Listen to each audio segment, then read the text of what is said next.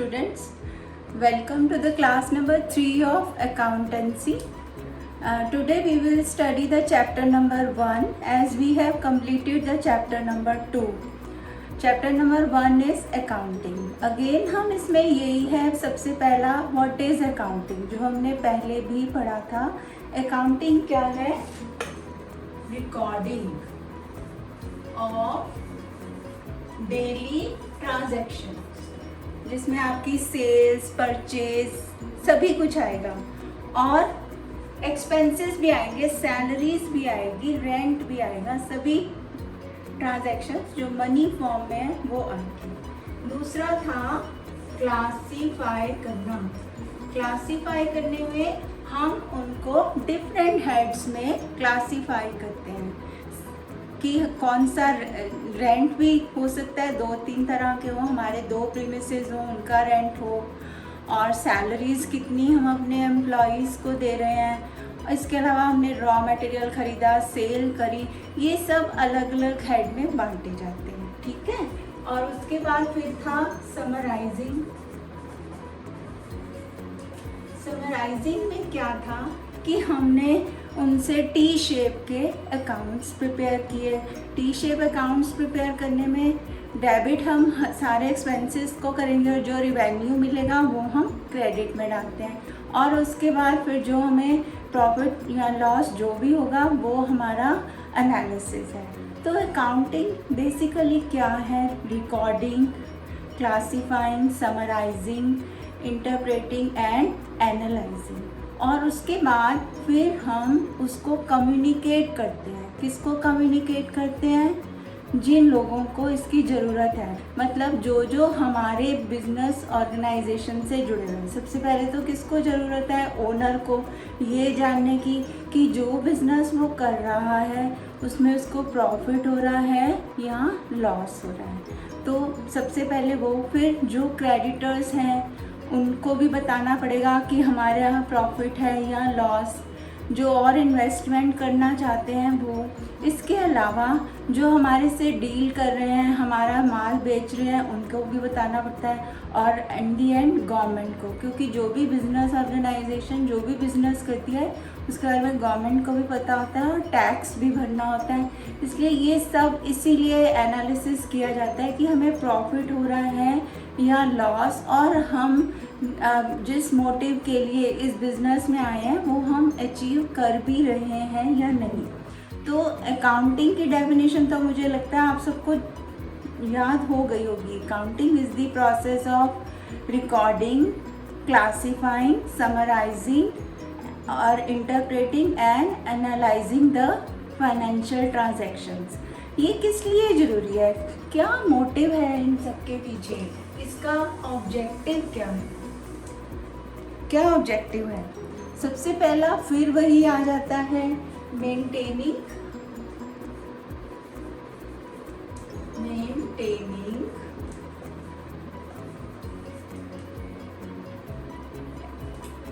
Accounting records. ये क्यों इतना इम्पोर्टेंट है आप बताओ?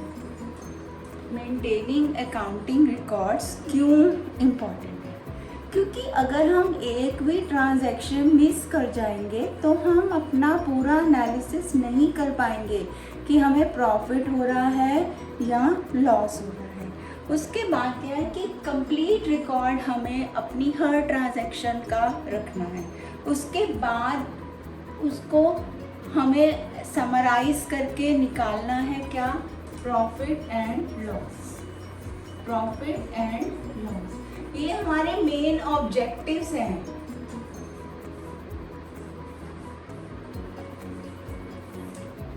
मेन ऑब्जेक्टिव्स हैं जो हम अकाउंटिंग में लेकर चलते हैं. क्योंकि अकाउंटिंग क्यों हम कर रहे हैं उसके पीछे कोई मोटिव है, प्रॉफिट मोटिव है, और उसके लिए हमें हर ट्रांजैक्शन को रिकॉर्ड करना जरूरी है प्रॉफिट एंड लॉस निकालने के लिए. फिर तीसरा हमारी फाइनेंशियल पोजीशन को डिटरमाइन करने के लिए, determining the financial position.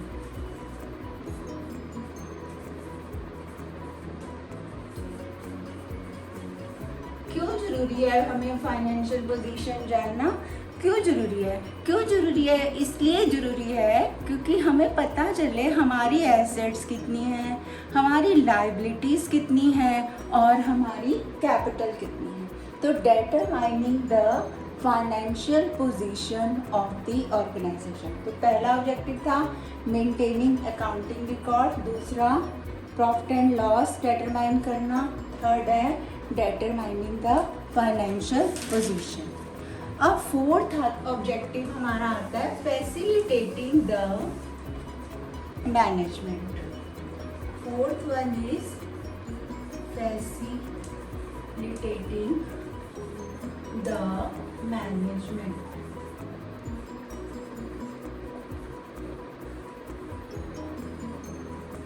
Facilitating the management. अब आप कहोगे ये क्या चीज़ है? मैनेजमेंट होती है ना, जो एक ऑर्गेनाइजेशन कंपनी किसी को भी चलाती है, और वो क्या देखती है? वो हमारे रूल्स बनाती है, देखती है, नज़र रखती है कि हमें प्रॉफिट हो रहा है या लॉस हो रहा है, डिसीजन मेकिंग करती है। अब अगले साल के लिए कितना बजट लेना है, कहाँ पर हमें कॉस्ट को कंट्रोल करना है ताकि हमारा प्रॉफिट बढ़ सके। तो ये जो प्लानिंग करती है मैनेजमेंट का जो होता है, प्लान करना, फिर उसका ऑर्गेनाइज करना, फिर डायरेक्शन देना और फिर कंट्रोल करना और फिर सुपरविज़न करना, यही होता है ना प्लानिंग में। तो प्लानिंग करने के लिए उसे क्या चाहिए? पिछले साल के रिकॉर्ड्स चाहिए। पिछले साल के रिकॉर्ड्स क्या होंगे? Accounting information. देखिए, जब हम अकाउंट्स प्रिपेयर करते हैं तो एक हमारा अकाउंटिंग पीरियड होता है, अकाउंटिंग पीरियड बोलते हैं, यहाँ से फाइनेंशियल ईयर बोलते हैं। जैसे 1 अप्रैल से स्टार्ट हो रहा है, जैसे तो ये 31 मार्च 2027 तक चलेगा। This is called accounting period और फाइनेंशियल ईयर। इस इतने टर्म का हम अकाउंट्स प्रिपेयर करते हैं। तो नेचुरली जब हम अगले साल की प्लानिंग करेंगे तो हम पिछले साल का रिजल्ट जरूर देखेंगे। जैसे आप भी स्टडी करते हैं तो आप हमेशा देखते हैं ना कि आपका पिछले सालों से रिज़ल्ट इम्प्रूव हो रहा है या आपका कम हो रहा है, दिखते हैं या नहीं दिखते? ये देखना भी होता है क्योंकि कहीं हम डाउन तो नहीं जा रहे, और अगर हमें और प्रयास करना चाहिए ताकि हमारे और अच्छे मार्क्स आ सकें। इसी तरह से हर अकाउंटिंग पीरियड, हर फाइनेंशियल ईयर में के लिए पहले से प्लानिंग की जाती है पिछले रिकॉर्ड्स को देखकर कि पिछले साल हमसे क्या गलती हुई, किस कारण से हमारे प्रॉफिट में डाउनफॉल आया, और अगर राइज हुआ तो किन कारणों से हुआ। अब हमें और कौन से कारण हैं जो ढूंढने हैं जिससे और हमें प्रॉफिट हो। तो इसके लिए फैसिलिटेटिंग द मैनेजमेंट को पूरे रिकॉर्ड्स प्रोवाइड किए जाते हैं, trading and profit and loss account, balance sheet, और उसको देखकर वो आगे की डिसीजन मेकिंग करते हैं। उसके बाद आता है providing the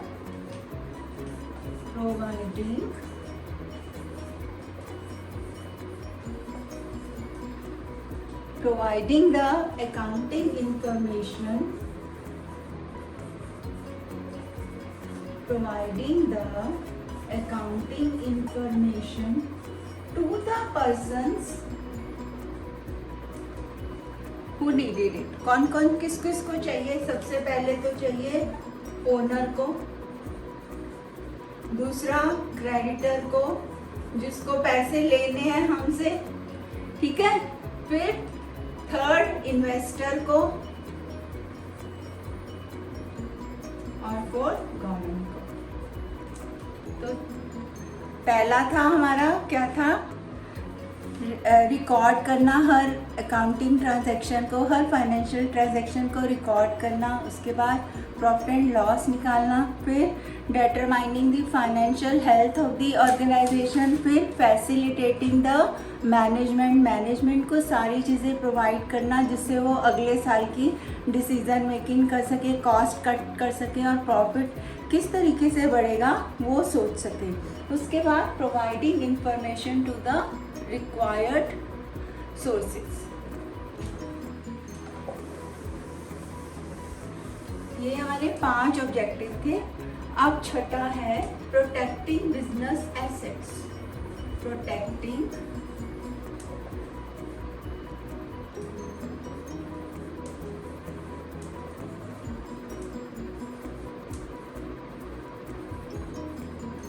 protecting business assets में क्या है कि हम अपनी बैलेंस शीट बनाते हैं, उसमें हमें पता है हमारी एसेट्स कितनी है, लायबिलिटीज़ कितनी है और फिर हमारा कैपिटल कितनी है। तो ये सब जानने के लिए हम बैलेंस शीट बनाते हैं। तो हम भी इन एसेट्स का ध्यान भी रखना होता है, रख रखाव भी रखना होता है, प्रोटेक्ट करके रखना होता है, इनको कुछ नुकसान ना पहुंचे। तो ये भी हमारा अकाउंटिंग का एक ऑब्जेक्टिव है। आई थिंक आपको ऑब्जेक्टिव्स और अकाउंटिंग का मीनिंग समझ आ गया होगा। फिर मैं आपसे एक बार फिर रिकैप्चुलेट करती हूँ। पहला है identifying the financial transactions and recording the financial transaction, then determining the profit और loss, and third is determining the financial health of the organization or economic unit. Fourth है facilitating the management about the accounts of the organization. Fifth है providing accounting information to the concerned persons, जिसमें आपके owner, creditor, investors और government आती है। और उसके बाद आता है protecting business assets।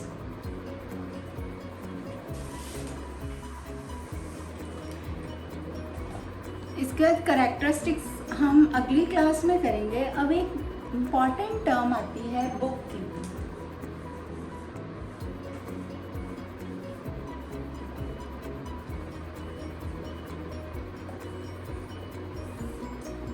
Book keeping क्या है?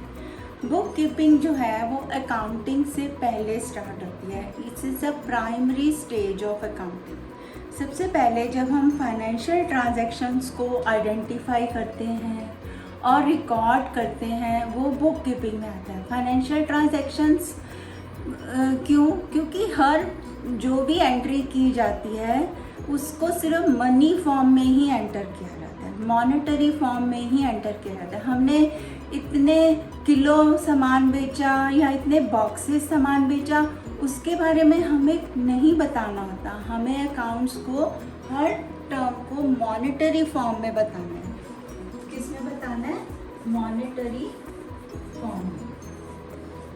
क्योंकि हर जो भी सामान बेचा जाएगा, खरीदा जाएगा, उसकी एंट्री रुपीज़ में ही होगी। वही फाइनेंशियल ट्रांजैक्शंस को पहले तो हमें सारी आइडेंटिफाई करनी है फाइनेंशियल ट्रांजैक्शन, फिर हमको उन्हें रिकॉर्ड करना है। तो जो रिकॉर्डिंग ऑफ फाइनेंशियल ट्रांजैक्शंस है दैट इज बुक कीपिंग। तो फर्स्ट प्राइमरी स्टेज ये हो गई। उसके बाद अकाउंटिंग में आ जाता है कि हर फाइनेंशियल ट्रांजैक्शन को सिस्टमेटिक वे में और जिससे हम कुछ अचीव कर सके उस फॉर्म में रखना। और एक थर्ड फॉर्म और आती है अकाउंटेंसी, जो आपकी बुक के बाहर लिखा हुआ है। अकाउंटेंसी क्या है? वो सभी सिद्धांतों और प्रिंसिपल्स पर आधारित है जिनसे हम अकाउंटिंग करते हैं। मतलब वो एक नॉलेज है जिसके बेसिस पे, जिसमें बताया गया है कि हमें अकाउंटिंग में कैसे अकाउंट्स प्रिपेयर करने हैं और रीजंस के साथ बताया गया है। और तो क्या मतलब हुआ? नॉलेज इज अकाउंटेंसी और अकाउंटिंग इज द एक्शन और प्रोसेस। नॉलेज अगर अकाउंटेंसी है तो अकाउंटिंग क्या है? एप्लीकेशन है। और बुक कीपिंग जो है वो उसकी फर्स्ट स्टेज है। एक आपकी बुक में एक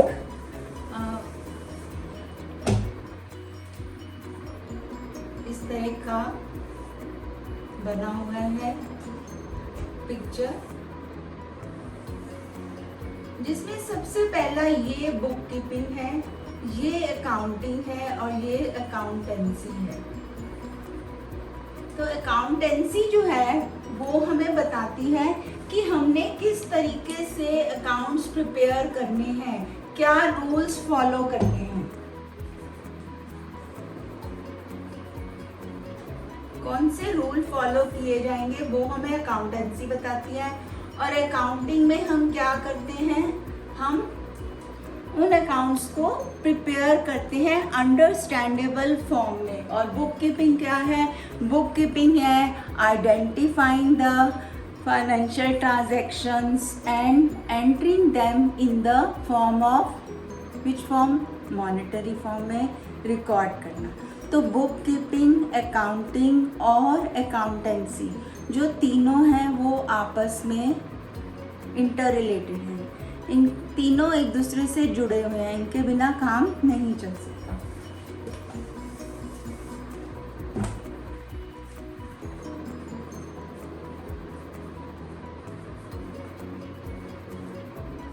book keeping, accounting and accountancy. Book keeping में फर्स्ट हम क्या लिखते हैं? Recording of transactions, recording of all financial transaction.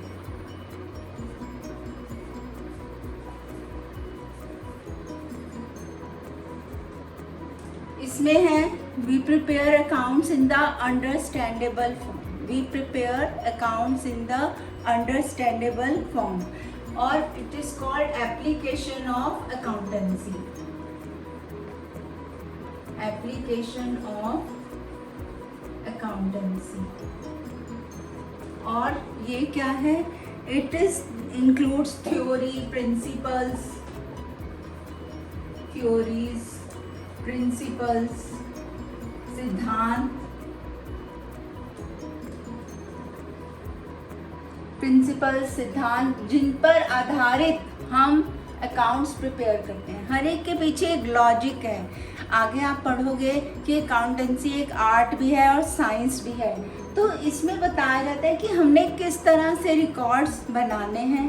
ये नॉलेज है, ये एक्शन है और ये प्राइमरी स्टेज है। ये प्राइमरी, ये सेकेंडरी और this is the final stage that processes the accounts, कि हमारे अकाउंट्स ठीक से बने हैं या नहीं। तो दे आर इंटर रिलेटेड। सबसे पहली स्टेज ये है, ये प्राइमरी स्टेज है, प्राइमरी स्टेज। ये सेकेंडरी और ये कंप्लीट प्रोसेस।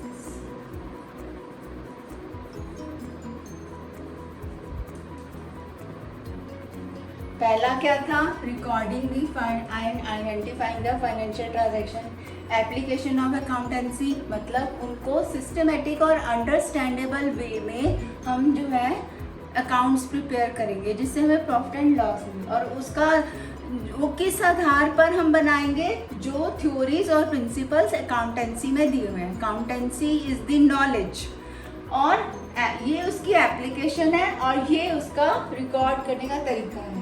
प्राइमरी स्टेज है, ये सेकेंडरी स्टेज है और वो कंप्लीट प्रोसेस है। ये डिफरेंस अक्सर एग्जाम में आता है। इसमें जो है हमें थर्ड में क्या है कि हर ट्रांजैक्शन को राइट तरीके से हमें आइडेंटिफाई करना है और रिकॉर्ड करना है। Correct recording of transactions, correct recording of transactions. ये क्या है? Accounting is based on book keeping, based on book keeping. Accounting जो है वो बुक कीपिंग पर बेस्ड है। जो ट्रांजैक्शन ये रिकॉर्ड करेगी उसी पर तो ये अकाउंट्स प्रिपेयर करेगी ना, उसी को समराइज करेगी। उसके बाद थर्ड क्या है? इसमें कौन दोनों आ जाते हैं, accounting plus book keeping.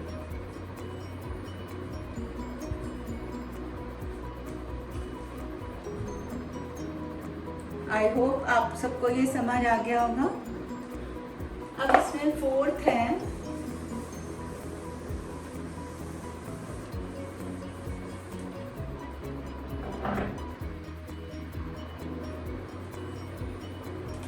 fourth one is it is part of accounting, it is part of accounting।